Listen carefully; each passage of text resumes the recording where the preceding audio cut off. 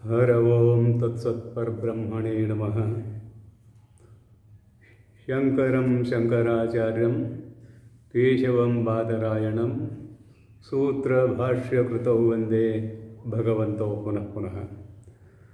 ಪ್ರಾತಸ್ಮರಣೀಯರಾದ ಆರಾಧ್ಯ ಗುರುದೇವರ ಪವಿತ್ರವಾದ ಚರಣಾರವಿಂದಗಳಲ್ಲಿ ದಂಡವತ್ ಪ್ರಣಾಮಗಳನ್ನು ಸಮರ್ಪಣೆ ಮಾಡಿ ಸರ್ವಬ್ರಹ್ಮಜ್ಞಾನಿಗಳ ಶ್ರೀಚರಣಗಳನ್ನು ಮನವಾರೇ ಧ್ಯಾನಿಸಿ ಪ್ರಕೃತ ಕಾರ್ಯಕ್ರಮದಲ್ಲಿ ಭಾಗಗಳಾಗೋಣ. ಯಸ್ತೋ ಸರ್ವಾಣಿ ಭೂತಾನಿ ಆತ್ಮನ್ನೇವಾನುಪಶ್ಯತಿ ಸರ್ವಭೂತೇಷು ಚಾತ್ಮಾನಂ ತಥೋ ನ ವಿಜುಗುಪ್ಸತೆ ಅನ್ನುವಂತಹ ಮಂತ್ರದ ಭಾವಾರ್ಥವನ್ನು ನೋಡಿಯಾಗಿದೆ. ಭಾಷ್ಯವನ್ನು ಓದಲಿಕ್ಕೆ ಅವಶಿಷ್ಟವಾಗಿ ಉಳಿದಂತಹ ವಿಚಾರ ನೋಡೋಣ.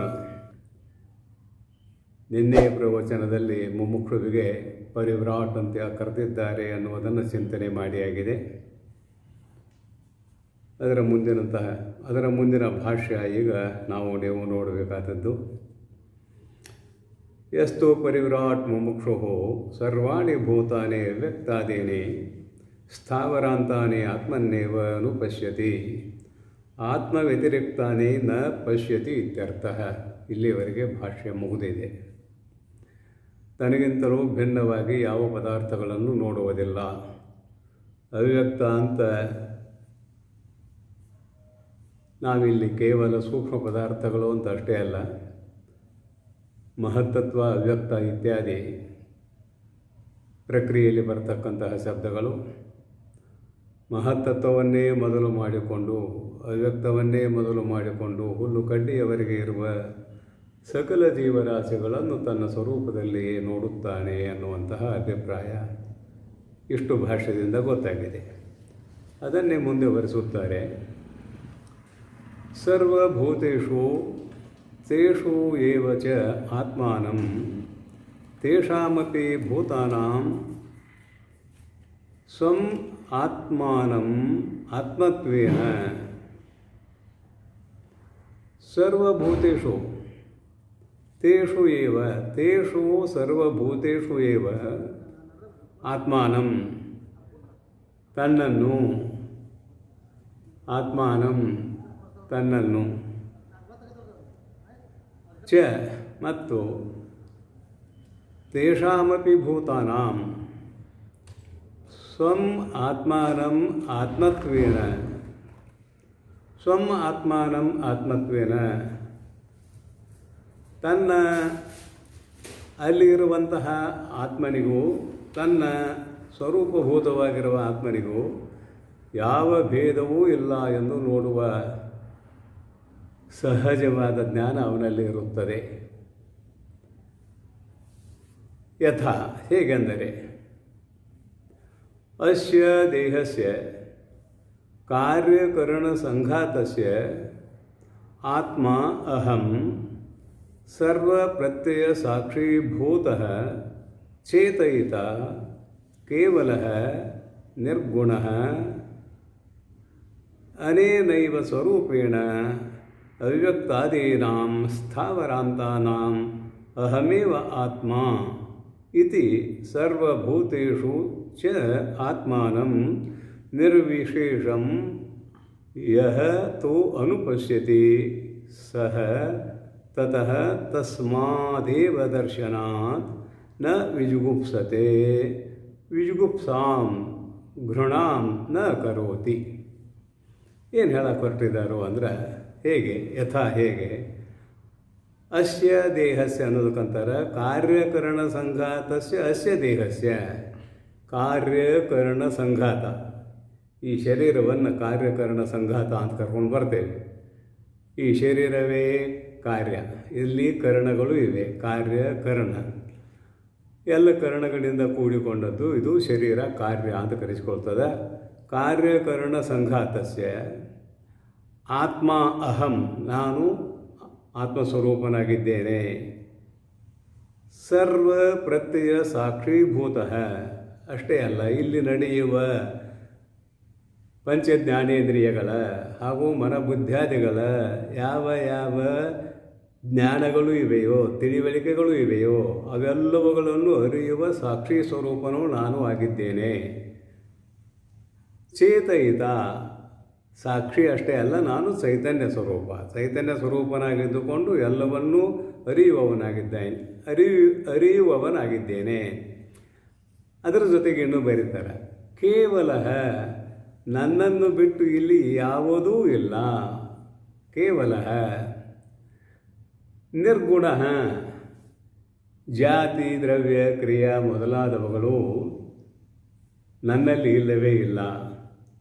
ಇಲ್ಲಿ ಇವನ್ನ ವಿಶೇಷಗಳು ಅಂತ ಕರೀತಾರೆ ವೇದಾಂತಿಗಳು.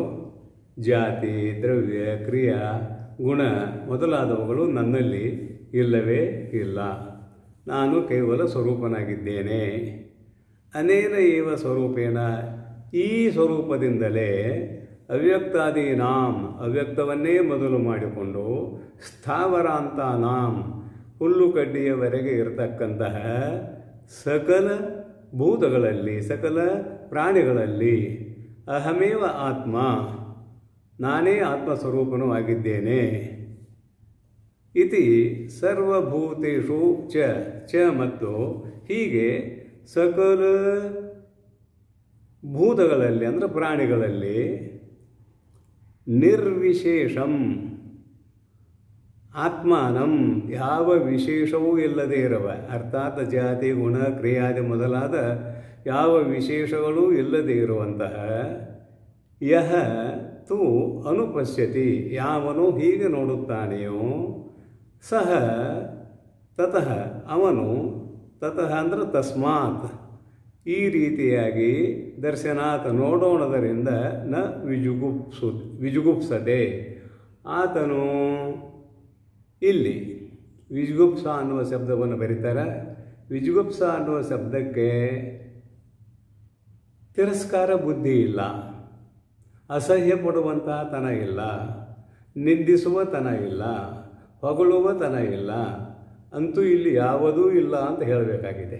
ಇಲ್ಲಿ ಜುಗುಪ್ಸ ಶಬ್ದದಿಂದ ನಿಂದಿಸುವ ತನ ಇಲ್ಲ, ಅಸಹ್ಯ ಪಡುವ ತನ ಇಲ್ಲ, ನಾಚಿಕೆ ಪಡುವ ತನ ಇಲ್ಲ ಇತ್ಯಾದಿ ಅರ್ಥಗಳನ್ನು ನಾವಿಲ್ಲಿ ಕಂಡುಕೊಳ್ಳಲಿಕ್ಕೆ ಅವಕಾಶ ಇದೆ.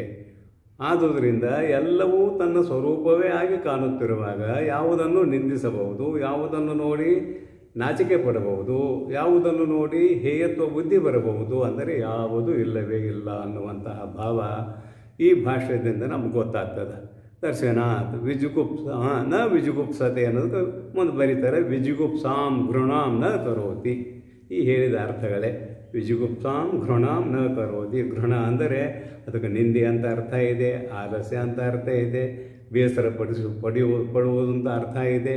ಹೀಗೆ ಅನೇಕ ಅರ್ಥಗಳು ಇದಾವಲ್ಲ. ಇದು ದ್ವೈತದಲ್ಲಿ ಇದೆ ಅಲ್ಲದೆ ಅದ್ವೈತದಲ್ಲಿ ಯಾವ ಅರ್ಥಗಳು ಇಲ್ಲ ಅನ್ನುವುದು ಇಲ್ಲಿ ಭಾವ. ಅದ್ವೈತದಲ್ಲಿ ಅಂದರೆ ನಮ್ಮ ನಿಮ್ಮೆಲ್ಲರ ಸ್ವರೂಪದಲ್ಲಿ, ನಮ್ಮ ನಿಮ್ಮೆಲ್ಲರ ಸ್ವರೂಪ ಒಂದೇ ಇದೆ ಅಲ್ಲದೆ ಅಲ್ಲಿ ಬೇರೆ ಅನ್ನುವುದು ಇಲ್ಲವೇ ಇಲ್ಲ. ನಮ್ಮ ನಿಮ್ಮೆಲ್ಲರ ಅನುಭವ ದಿನಾಲೂ ನಿದ್ರಾವಸ್ಥೆಯಲ್ಲಿ ಇರುವಿಕೆ. ಅದನ್ನು ಬ್ರಹ್ಮಾನಂದ ಅಂತ ಕರ್ಕೊಂಡು ಬಂದಿದ್ದೇವೆ. ಸಾಮಾನ್ಯವಾಗಿ ಪ್ರಾರಬ್ಧ ಕರ್ಮಕ್ಕೆ ಅಧೀನವಾಗಿ ಬರುವಂತಹ ನಿದ್ರಾವಸ್ಥೆಯಲ್ಲಿ, ಗಾಢ ನಿದ್ರೆಯಲ್ಲಿ ಜೀವಾತ್ಮನು ಇರುವಾಗ ಇದು ತಿಳಿಸುವುದಕ್ಕಾಗಿ. ನಿದ್ರೆ ಮಾಡುವುದೇ ಬೇರೆ, ಜೀವಾತ್ಮನು ಎತ್ತರ ಇದ್ದಾನ. ಯತ್ ಸ್ವಪ್ನ ಜಾಗರ ಸುಷುಪ್ತಮ ವೈತಿ ನಿತ್ಯಂ. ಮೂರು ಅವಸ್ಥೆಗಳಲ್ಲಿ ಅರಿಯುವ ಯಾವ ಪರಬ್ರಹ್ಮ ತತ್ವವಿದೆಯೋ ಅದುವೇ ನಮ್ಮ ನಿಮ್ಮೆಲ್ಲರ ಸ್ವರೂಪ. ನಿದ್ರೆ ಅನ್ನುವುದು ಇಲ್ಲವೇ ಇಲ್ಲ. ಆದರೆ ಸೂಕ್ಷ್ಮ ಶರೀರದ ನಿದ್ರೆಯನ್ನು ತನ್ನ ಮೇಲೆ ಅಜ್ಞಾನಿಗಳು ಆರೋಪ ಮಾಡಿಕೊಂಡು ನಾನು ನಿದ್ರೆ ಮಾಡುತ್ತೇನಂತಾರೆ. ಅದನ್ನು ನಾವು ಉದಾಹರಣೆಯಾಗಿ ಬಳಸ್ತೇವೆ ಇಲ್ಲಿ. ಹೇಗೆ ನಿದ್ರಾವಸ್ಥೆಯಲ್ಲಿ ಈ ಶರೀರವೆಂಬುವ ಉಪಾಧಿ ಇರೋಣದರಿಂದ ಜೀವಾತ್ಮನಿಗೆ ನಿದ್ರಾವಸ್ಥೆಯೂ ಬಂದಾಗ ಅಲ್ಲಿ ಆತ್ಮ ಒಬ್ಬನೇ ಇದ್ದಾನೆ. ಜೀವಾತ್ಮ ಯಾಕಂತೀವಿ ಅಂತ ಕೇಳಿದರೆ, ಸಂಪೂರ್ಣ ಜ್ಞಾನ ಯಾರಿಗೆ ಆಗಿದೆಯೋ, ಸ್ವರೂಪದ ಜ್ಞಾನ ಯಾರಿಗೆ ಆಗಿದೆಯೋ ಅವರಿಗೆ ಏನಿಲ್ಲ ಅಂತ ಕೇಳಿದರೆ ಅವಿದ್ಯೆ ಇಲ್ಲ ಮತ್ತು ಪ್ರಾರಬ್ಧ ಕರ್ಮ ಇಲ್ಲ. ಯಾರಿಗೆ ಇನ್ನೂ ಸಂಪೂರ್ಣ ಜ್ಞಾನ ಆಗಿಲ್ಲವೋ ಅವರಿಗೆ ಅವಿದ್ಯೆಯೂ ಇದೆ, ಈ ಜನ್ಮಕ್ಕೆ ಕಾರಣವಾಗಿರುವ ಪ್ರಾರಬ್ಧ ಕರ್ಮವೂ ಇದೆ, ಸಂಚಿತ ಕರ್ಮವೂ ಕೂಡ ಇದೆ. ಹೀಗಿರೋಣದ್ರಿಂದ ಅದೆಲ್ಲ ಇದ್ದರೂ ಕೂಡ ವ್ಯಕ್ತ ಆಗೋದಿಲ್ಲ. ಪರಂತು ನಾನು ಸುಖವಾಗಿ ಮಲಗಿದ್ದೆ, ಏನೊಂದು ಗೊತ್ತಾಗಲಿಲ್ಲ ಅಂತ ಹೇಳುವಾಗ ಏನೊಂದು ಗೊತ್ತಾಗಲಿಲ್ಲ ಅನ್ನುವ ಯಾವ ಭಾಗ ಇದೆಯಲ್ಲ, ತನ್ನ ಸ್ವರೂಪವನ್ನು ಬಿಟ್ಟು ಇನ್ನೊಂದು ಯಾವುದೂ ಆತನಿಗೆ ಗೋಚರ ಆಗುವುದಿಲ್ಲ. ಹಾಗಾದರೆ ತನ್ನ ಸ್ವರೂಪ ಹೇಗಿದೆ ಅಂತ ಕೇಳಿದರೆ ಹೇಳಕ್ಕೆ ಬರುವುದಿಲ್ಲ. ಯಾಕಂದ್ರೆ ಒಬ್ಬನೇ ಇದ್ದಾನೆ, ನಾಮ ಇಲ್ಲ, ರೂಪ ಇಲ್ಲ, ಕೇವಲ ಇಲ್ಲಿ ಬರೆದ್ರಲ್ಲ ಕೇವಲ, ಚೇತ, ಸಾಕ್ಷಿ, ನಿರ್ಗುಣ ಇತ್ಯಾದಿ ಶಬ್ದಗಳನ್ನು ನೋಡಿದಾಗ ಆತ್ಮತತ್ವಕ್ಕೆ ಯಾವ ಹೆಸರು ಹೇಳಲಿಕ್ಕೆ ನಮಗೆ ಬರೋದಿಲ್ಲ, ಯಾವ ರೂಪ ಹೇಳಲಿಕ್ಕೂ ನಮಗೆ ಬರೋದಿಲ್ಲ. ಹಾಗಾದ್ರೆ ಎಷ್ಟು ಮಂದಿ ಆಗಿದ್ದಾರೆ ಅಂದರೆ ಒಬ್ಬನೇ, ಅಲ್ಲಿ ಯಾರೂ ಇಲ್ಲ, ಆತ್ಮ ಒಬ್ಬನೇ ಇದ್ದಾನೆ. ಇಂತಹ ಸ್ಥಿತಿ ಯಾವ ಮಹಾನುಭಾವನಿಗೆ ಬಂದಿದೆಯೋ, ನಾನು ಒಬ್ಬನೇ ಇದ್ದೇನೆ ಅನ್ನುವ ಸ್ಥಿತಿ, ಇದು ಜಾಗ್ರದಲ್ಲಿ, ನಿದ್ರೆಯಲ್ಲಿ ಅಲ್ಲ. ನಾ ಹೇಳಿದ್ದು ಉದಾಹರಣೆ. ಈ ಸ್ಥಿತಿಯು ಜಾಗ್ರದಲ್ಲಿ ಯಾವ ಮಹಾನುಭಾವನಿಗೆ ಬಂದಿದೆಯೋ ಅವನೇ ತತ್ವಜ್ಞಾನಿ, ಅವನೇ ಕೃತಕೃತ್ಯ ಅನ್ನುವಂಥದ್ದು ಇಲ್ಲಿ ನಮಗೆ ಗೋಚರ ಆಗ್ತಾ ಇದೆ. ಇಷ್ಟು ಅಭಿಪ್ರಾಯ ಈ ಭಾಷ್ಯದಿಂದ. ತತಃ ನ ವಿಜುಗುಪ್ಸತೆ ಇತಿ. ಆದ್ದರಿಂದ ಎಲ್ಲರಲ್ಲಿ ತನ್ನನ್ನು, ತನ್ನಲ್ಲಿಯೇ ಎಲ್ಲರನ್ನು. ಇನ್ನೊಂದು ಮಾತು, ಎಲ್ಲವೂ ತಾನೇ ತಾನಾಗಿರುವಾಗ ಅಲ್ಲಿ ಜುಗುಪ್ಸ ಅನ್ನುವಂಥದ್ದು ಇರುವುದಿಲ್ಲ ಅನ್ನುವಂತಹ ಅಭಿಪ್ರಾಯ. ಇಷ್ಟು ಈ ಭಾಷ್ಯದ ಅರ್ಥ. ಮುಂದಿನ ಮಂತ್ರ ಏನು ಹೇಳ್ತದೆ ಅಂತ ಕೇಳಿದರೆ, ಇಮಮೇವ ಅರ್ಥಂ ಅನ್ಯೋಪಿ ಮಂತ್ರ ಆಹ. ಈಗ ಹೇಳಿದ ಅರ್ಥವನ್ನೇ ಇನ್ನೊಂದು ಮಂತ್ರವೂ ಕೂಡ ಇದನ್ನೇ ಹೇಳುತ್ತದೆ. ಯಾಕೆ ಅನ್ನೋದನ್ನು ನಿನ್ನೆಯ ಪ್ರವಚನದಲ್ಲಿ ಚಿಂತನೆ ಮಾಡಿದ್ದೇವೆ. ಆತ್ಮವು ಬಹಳಷ್ಟು ಸೂಕ್ಷ್ಮವಾಗಿರುವುದರಿಂದ, ಪ್ರಮಾಣಗಳಿಗೆ ವಿಷಯವಾಗದೇ ಇರುವುದರಿಂದ, ಉಪನಿಷತ್ ಪ್ರಮಾಣವನ್ನು ಬಿಟ್ಟು ಮನಬುದ್ಧ್ಯಾದಿಗಳಿಗೂ ವಿಷಯವಾಗದೇ ಇರುವುದರಿಂದ, ಮತ್ತೆ ಮತ್ತೆ ಮತ್ತೆ ಹೇಳಿದರೆ ತಿಳಿಯುವತನ ಬರಬಹುದು ಮುಮುಕ್ಷುಗಳಿಗೆ ಅನ್ನುವ ದೃಷ್ಟಿಯಿಂದ ಉಪನಿಷನ್ಮಾತೆಯು ಹೇಳಿದ ವಿಷಯಗಳನ್ನೇ ಹೇಳುವುದಕ್ಕಾಗಿ ಮತ್ತೊಂದು ಮಂತ್ರ ರೂಪದಿಂದ ಪ್ರತ್ಯಕ್ಷವಾಗಿದ್ದಾಳೆ. ನೋಡೋಣ ಈ ಮಂತ್ರ ಏನು ಹೇಳ್ತದ ಅಂತ. ಯಸ್ಮಿನ್ ಸರ್ವಾಣಿ ಭೂತಾನಿ ಆತ್ಮೈವ ಭೂದ್ವಿಜಾನತಃ ತತ್ರ ಕೋ ಮೋಹಃ ಕಶೋಕಃ ಏಕತ್ವಮನುಪಶ್ಯತಃ. ಯಸ್ಮಿನ್ ಸರ್ವಾಣಿ ಭೂತಾನಿ ಆತ್ಮ ಏವ ಅಭೂತ್ ವಿಜಾನತಃ ತತ್ರ ಕೋ ಮೋಹಃ ಅಂದರೆ ಕಹ ಮೋಹಃ ಕಹ ಶೋಕಃ ಏಕತ್ವಂ ಅನುಪಶ್ಯತಃ. ಮಂತ್ರದ ಶಬ್ದಾರ್ಥ ನೋಡೋಣ. ಯಸ್ಮಿನ್ ಯಾವ ಸಮಯದಲ್ಲಿ, ಯಾವ ಸಮಯದಲ್ಲಿ, ಸರ್ವಾಣಿ ಭೂತಾನಿ ಎಲ್ಲ ಪ್ರಾಣಿಗಳು, ಎಲ್ಲ ಭೂತಗಳು, ಸಮಸ್ತ ಭೂತರಾಶಿಯು ಆತ್ಮ ಏವ ಅಭೂತ್ ತನ್ನ ಸ್ವರೂಪವೇ ಆಯಿತೋ, ತದ್ವಿಜಾನತಃ ಎಲ್ಲವೂ ನನ್ನ ಸ್ವರೂಪವೇ ಆಯಿತು ಎಂದು ಯಾವನು ತಿಳಿದುಕೊಂಡಿದ್ದಾನೆಯೋ, ತದ್ವಿಜಾನತಃ ತತ್ರ ಆ ಸಮಯದಲ್ಲಿ, ಆ ನಿಷ್ಠೆಯಲ್ಲಿ, ಆ ಜ್ಞಾನ ನಿಷ್ಠೆಯಲ್ಲಿ ಕಹ ಮೋಹ ಮೋಹವು ಮಾಡುವುದಕ್ಕೆ ಸ್ಥಾನವೇ ಇಲ್ಲ. ತನಗಿಂತಲೂ ಭಿನ್ನವಾದ ಪದಾರ್ಥ ಇದ್ದದ್ದೇ ಆಗಿದ್ದರೆ ಮೋಹ ಮಾಡುವುದಕ್ಕೆ ಅವಕಾಶ ಇತ್ತು. ಪರಂತು ಇಲ್ಲಿ ಮೋಹ ಮಾಡುವ ಅವಕಾಶ ಯಾಕಿಲ್ಲ ಅಂತ ಕೇಳಿದರೆ, ಎಲ್ಲವೂ ತಾನೇ ಆಗಿರುವುದರಿಂದ ಮೋಹ ಮಾಡುವುದಕ್ಕೆ ಅವಕಾಶವಿಲ್ಲ. ಕಹ ಶೋಕಃ ಹಾಗೆಯೇ ದುಃಖಿಸುವುದಕ್ಕೂ ಕೂಡ ಅವಕಾಶ ಇಲ್ಲ. ಯಾಕಂದ್ರೆ ಕಳೆದುಕೊಳ್ಳುವುದು ಏನೂ ಇಲ್ಲ. ಕಳೆದುಕೊಳ್ಳುವುದು ಏನೂ ಇಲ್ಲದೆ ಇರುವುದರಿಂದ ದುಃಖಿಸುವುದಕ್ಕೂ ಕೂಡ ಅವಕಾಶ ಇಲ್ಲ ಅನ್ನುವಂಥದ್ದು ಈ ಮಂತ್ರದಲ್ಲಿರುವ ಈ ಶಬ್ದಗಳಿಂದ ತಿಳಿದು ಬರ್ತದೆ. ಇನ್ನೊಂದು ಮಾತು ಸ್ಪಷ್ಟಪಡಿಸ್ತಾರೆ. ಮತ್ತು ಯಾಕೆ ಹಿಂಗೆ ಆಗ್ತದೆ ಅಂದರೆ, ತದ್ವಿಜಾನತಃ ಅಂತಂದರೆ ತನ್ನ ಸ್ವರೂಪವನ್ನು ತಿಳಿದಿರುವಾಗ ಅನ್ನೋ ಅರ್ಥ ಮೇಲೆ ಅನ್ವಯ ಆಯಿತು. ಏಕತ್ವಂ ಅನುಪಶ್ಯತಃ, ಬರೇ ಪಶ್ಯತಃ ಅಂದಿಲ್ಲ, ಏಕತ್ವಂ ಅನುಪಶ್ಯತಃ.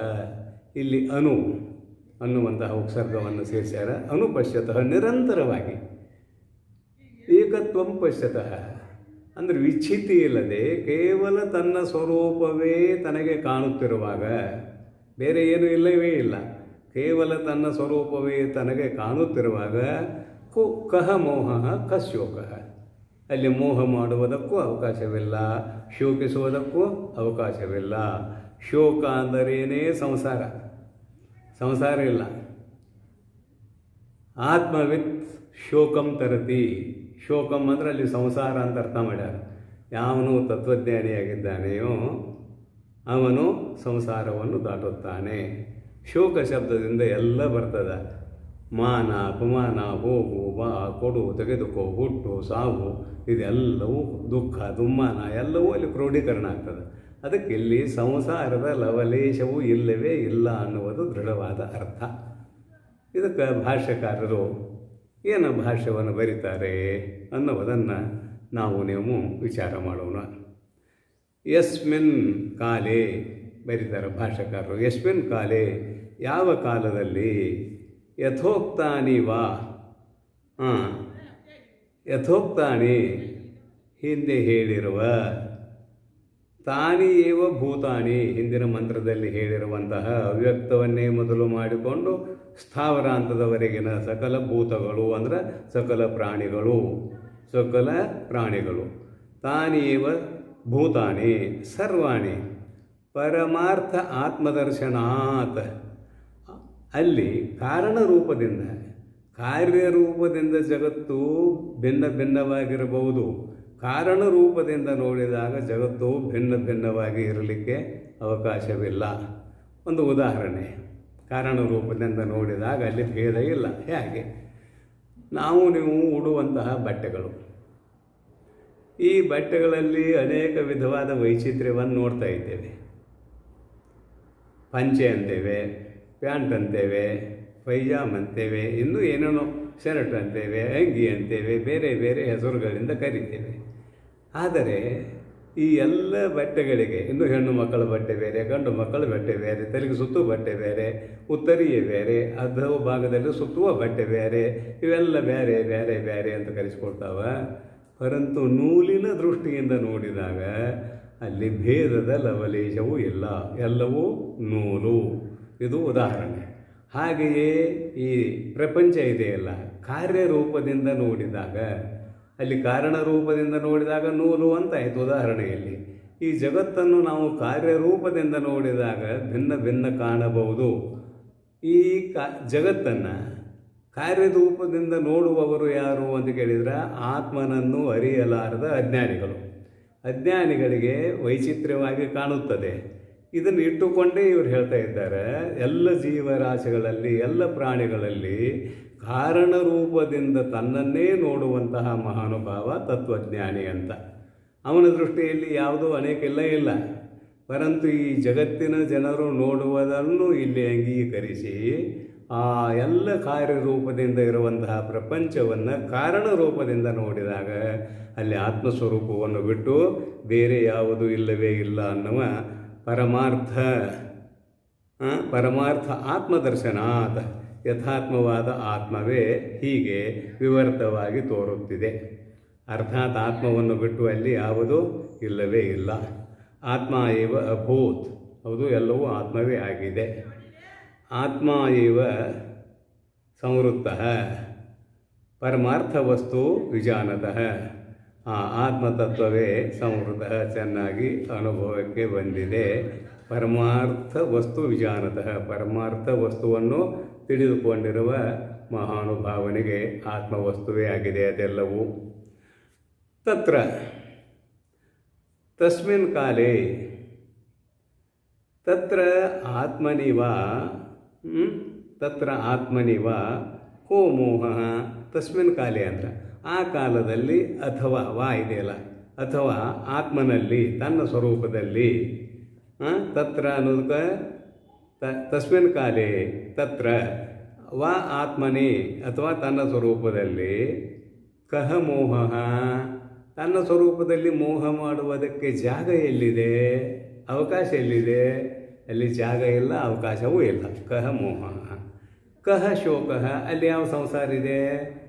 ಹಸಿವೆ, ತೃಷೆ, ಶೋಕ, ಮೋಹ, ಆಮೇಲೆ ಜನನ ಮರಣ ಇದ್ಯಾವುದಿದೆ, ಇದ್ಯಾವುದು ಅಲ್ಲಿ ಇಲ್ಲವೇ ಇಲ್ಲ, ಯಾವುದೂ ಇಲ್ಲವೇ ಇಲ್ಲ.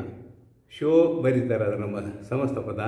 ಶೋಕಶ್ಚ ಮೋಹಶ್ಚ ಕಾಮಕರ್ಮ ಬೀಜಂ ಅಜಾನತಃ ಭವತಿ. ಅಜಾನತಃ, ಯಾವನು ಆತ್ಮತತ್ವವನ್ನು ತಿಳಿದಿಲ್ಲವೋ ಅವನಿಗೆ ಏನಾಗ್ತದೆ ಅಂತ ಕೇಳಿದರೆ ಶೋಕ ಮತ್ತು ಮೋಹಗಳು ಉಂಟಾಗುತ್ತವೆ. ಈ ಶೋಕ ಮೋಹಗಳು ಕಾಮಕರ್ಮಗಳಿಗೆ ಬೀಜ. ಕಾಮ ಅಂದರೆ ಬಯಕೆ, ಕರ್ಮ ಅಂದರೆ ಕ್ರಿಯೆ. ಕರ್ಮ ಮತ್ತು ಬಯಕೆಗೆ ಇವೆರಡೂ ಬೀಜ. ಯಾವುವು ಅಂದರೆ ಒಂದು ಮೋಹ, ಇನ್ನೊಂದು ಶೋಕ. ಈ ಕಾಮ ಕರ್ಮಕ್ಕೆ ಇವು ಯಾವಾಗ ಬೀಜ ಆಗ್ತಾವೆ ಅಲ್ಲಿ ಬಯಕೆ ಉಳ್ಳವನಾಗ್ತಾನೆ, ಕ್ರಿಯೆ ಮಾಡುವವನಾಗ್ತಾನೆ. ಅದರಿಂದ ಪುಣ್ಯ ಪಾಪಗಳು ಉಂಟಾಗ್ತವೆ. ಆ ಪುಣ್ಯ ಪಾಪಗಳ ಫಲಗಳನ್ನು ಊಟ ಮಾಡುವುದಕ್ಕಾಗಿ ಆತನು ಜನ್ಮಗಳನ್ನು ಧರಿಸಬೇಕಾಗುತ್ತದೆ ಅಂತ ಇಷ್ಟು ಇಲ್ಲಿ ಒಳ ಅರ್ಥ. ಇದನ್ನು ಸೇರಿಸಿಕೊಳ್ಬೇಕಾಗ್ತದೆ. ಅಜಾನತಃ ಭವತಿ ಅಂದರೆ ತನ್ನ ಸ್ವರೂಪವನ್ನು ತಿಳಿಯಲಾರದ ಅಜ್ಞಾನಿಗೆ ಇದೆಲ್ಲವೂ ಉಂಟಾಗುತ್ತದೆ. ನತು ಆತ್ಮ ಏಕತ್ವಂ ವಿರುದ್ಧಂ ಗಗನೋಪಮಂ ಪಶ್ಯತಃ. ತು ಆದರೆ ನ, ಯಾರಿಗೆ ನ ಅಂತಾರೆ ಅನ್ನೋದನ್ನು ನೋಡೋಣ. ಆತ್ಮ ಏಕತ್ವಂ ವಿರುದ್ಧಂ, ಈ ಸಂಸಾರ ಏನಿದೆಯಲ್ಲ ಆತ್ಮ ಏಕತ್ವಕ್ಕೆ ವಿರೋಧವಾಗಿದೆ. ನಾನು ಒಬ್ಬನೇ ಅನ್ನುವಂತಹ ಅನುಭವ ಬಂದಾಗ, ಇದು ವಿಚಾರ ಮಾಡಿ ನೋಡಿದಾಗ ಕಾರಣ ದೃಷ್ಟಿಯಿಂದ, ಕಾರ್ಯದೃಷ್ಟಿಯಿಂದ ಅಲ್ಲ ಅಂತ ಮಾತಾಡಿಕೊಂಡು ಬಂದಿದ್ದೇವೆ. ಕಾರಣ ದೃಷ್ಟಿಯಿಂದ ನೋಡಿದಾಗ ತನ್ನನ್ನು ಬಿಟ್ಟು ಏನೂ ಇಲ್ಲದೇ ಇರುವಾಗ ಆತ್ಮ ಏಕತ್ವ ಅದು ಸಿದ್ಧ ಆಗ್ತದೆ. ಅದಕ್ಕೆ ಈ ಸಂಸಾರ ಅನ್ನೋದು ವಿರೋಧ ಆಗ್ತದೆ. ಈ ಸಂಸಾರ ಅನ್ನೋದಂದ್ರೆ ಸಕಲ ಪ್ರಾಣಿಗಳು ಏನು ಕಾರ್ಯರೂಪದಿಂದ ತೋರ್ತಾವಲ್ಲ ಅದು ವಿರೋಧ ಆಗ್ತದೆ. ಅಲ್ಲಿ ಶೋಕ ಇರ್ತದೆ, ಮೋಹ ಇರ್ತದೆ. ಆದರೆ ಈ ದ್ವೈತವು ಯಾವನಿಗೆ ಕಾಣುವುದಿಲ್ಲವೋ ಅವನಿಗೆ ಶೋಕವೂ ಇಲ್ಲ, ಮೋಹವೂ ಇಲ್ಲ. ಆತ್ಮತತ್ವ ಏಕತ್ವಕ್ಕೆ ಈ ದ್ವೈತವು ವಿರೋಧವಾಗಿದೆ, ಸಂಸಾರವು ವಿರೋಧವಾಗಿದೆ ಅನ್ನುವಂತಹ ಭಾವ. ಆ ಅದ್ವೈತ ತತ್ವ ಅದು ಹೇಗಿದೆ ಅಂದರೆ ಗಗನೋಪಮಂ ಸ್ಪಶ್ಯತಃ, ಆಕಾಶಕ್ಕೆ ಸಮಾನವಾಗಿ ನೋಡುತ್ತಿದ್ದಾನೆ ಅಂತ ಇಲ್ಲಿ ಉಪಮಾನ ಕೊಡ್ತಾರೆ. ಉಪಮಾನ ಯಾವಾಗಲೂ ಉಪಮೇಯದ ಒಂದು ಏಕ ಭಾಗ ಅಂತ ಅಂಗೀಕಾರ ಮಾಡೋಣ. ಆಕಾಶ ಎಷ್ಟು ದೊಡ್ಡದಿದೆ ಅಷ್ಟೇ ದೊಡ್ಡದಲ್ಲ.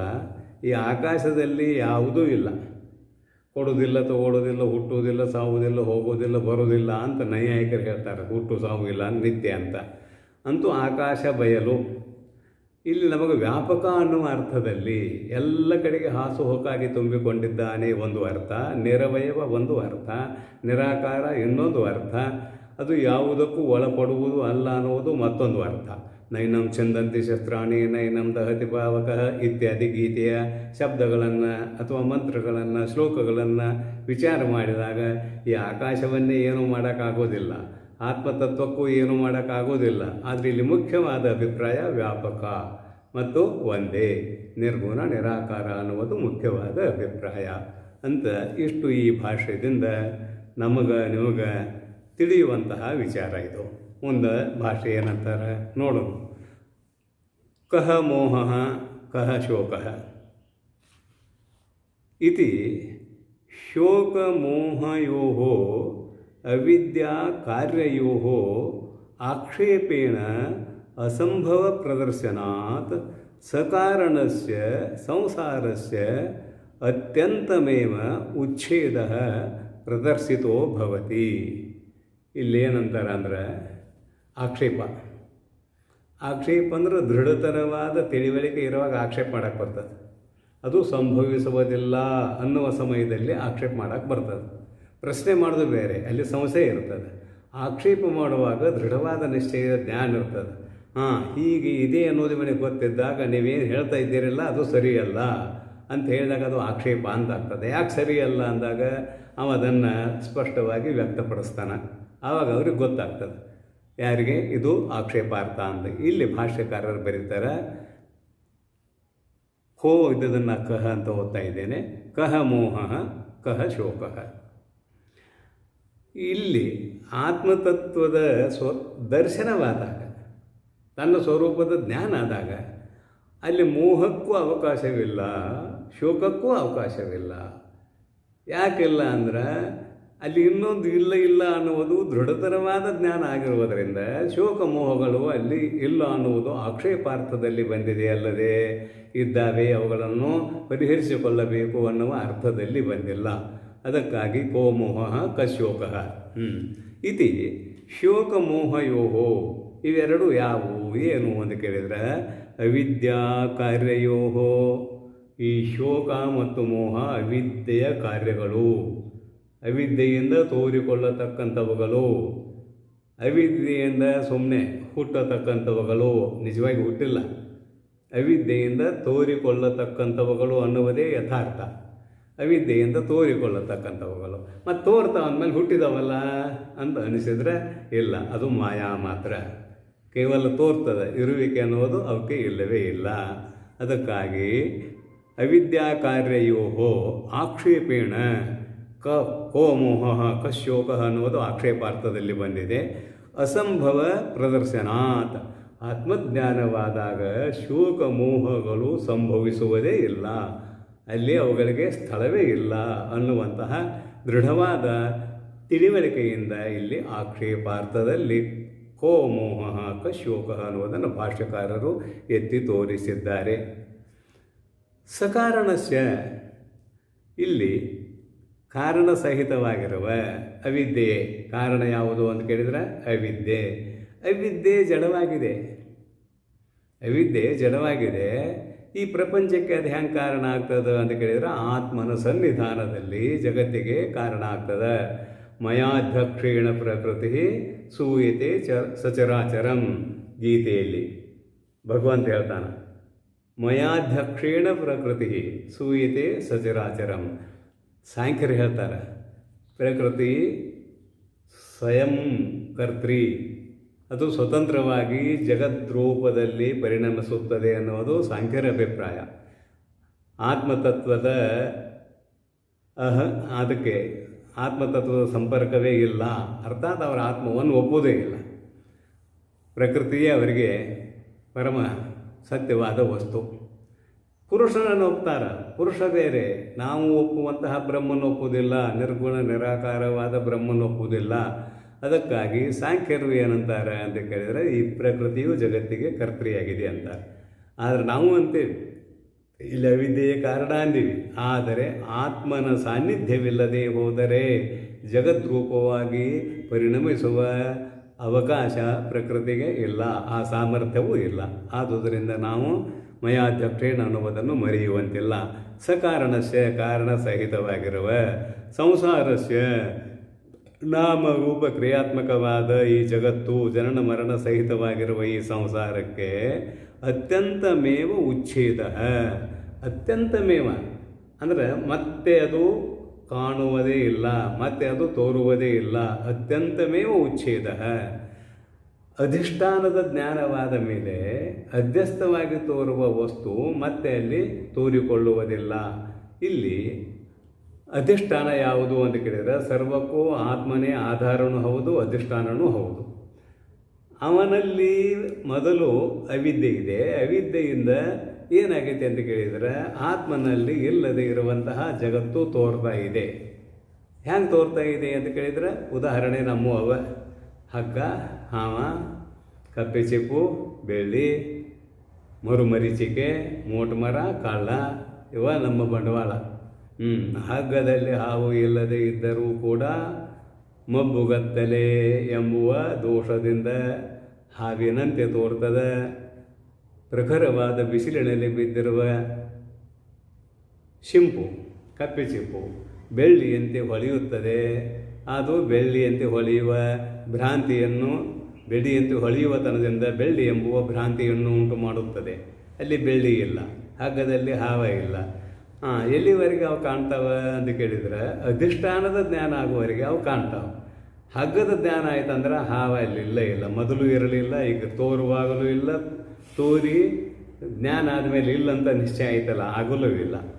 ಹಾಗೆಯೇ ಉಳಿದ ಉದಾಹರಣೆ, ಕಪ್ಪೆ ಚಿಪ್ಪಿನ ಉದಾಹರಣೆ ಉಳಿದದ್ದು. ಹಾಗೆಯೇ ಆತ್ಮತತ್ವದ ಜ್ಞಾನವಾದ ಮೇಲೆ ಅಂದರೆ ಅಧಿಷ್ಠಾನವಾಗಿರುವ, ಆಧಾರ ಅಧಿಷ್ಠಾನ ಎರಡೂ ಅದೇ, ಅಧಿಷ್ಠಾನವಾಗಿರುವ ಆತ್ಮತತ್ವದ ಜ್ಞಾನವಾದ ಮೇಲೆ ಅರ್ಥಾತ್ ತನ್ನ ಸ್ವರೂಪದ ಜ್ಞಾನವಾದ ಮೇಲೆ ಏನಿಲ್ಲಪ್ಪ ಅಲ್ಲಿ ಅಂತ ಕೇಳಿದರೆ ಅಧ್ಯಸ್ಥವಾಗಿ ತೋರುವಂತಹ ಶೋಕಮೋಹಾತ್ಮಕವಾದ ಈ ಸಂಸಾರವೂ ಅಲ್ಲಿ ಇಲ್ಲ. ಇದು ಇದು ಸಂಭವಿಸುವುದೇ ಇಲ್ಲ ಅನ್ನುವ ಆಕ್ಷೇಪಾರ್ಥದಲ್ಲಿ ಕೋ ಮೋಹ ಕಶೋಕ ಅನ್ನುವುದು ಬಂದಿದೆ ಅನ್ನುವುದನ್ನು ದೃಢೀಕರಣ ಮಾಡುತ್ತಾ ಆತ್ಮ ಏಕತ್ವವನ್ನು ಕಂಡುಕೊಂಡವನಿಗೆ ಇದು ಕಾಣುವುದಿಲ್ಲ. ಬರೆದರು ಅತ್ಯಂತ ಅದು ವಿಚ್ಛಿತಿ ಅತ್ಯಂತ ಉಚ್ಛೇದ ಈ ಸಂಸಾರಕ್ಕೆ ಅತ್ಯಂತ ನಾಶವಾಗುವಿಕೆ ಪ್ರದರ್ಶಿತೋ ಭವತಿ ನಾಶವಾಗುವಿಕೆಯನ್ನು ತೋರಿಸಿದಂತೆ ಆಯಿತು. ಇದು ತಿಳಿಸಾಕ ಇದ್ರ ನಾಶ ಆಗಬೇಕಾಗಿತ್ತ, ಇಲ್ಲವೇ ಇಲ್ಲ ಎಂದು ನಿಶ್ಚಯ ಮಾಡುವುದೇ ಇದರ ನಾಶ ಅನ್ನುವ ಅಭಿಪ್ರಾಯ. ಇಷ್ಟು ವಿಷಯದಿಂದ ಈ ಭಾಷೆಯಿಂದ ನಮಗೆ ತಿಳಿದು ಬಂದಿದೆ. ಮುಂದಿನ ಮಂತ್ರ ಏನು ಹೇಳ್ತದೆ ಅನ್ನುವುದನ್ನು ನಾಳಿನ ದಿವಸ ನೋಡೋಣ. ಮುಂದಿನ ಮಂತ್ರ ಸಪರ್ಯಗಾತ್ ಅಂತ ಆರಂಭ ಆಗ್ತದೆ.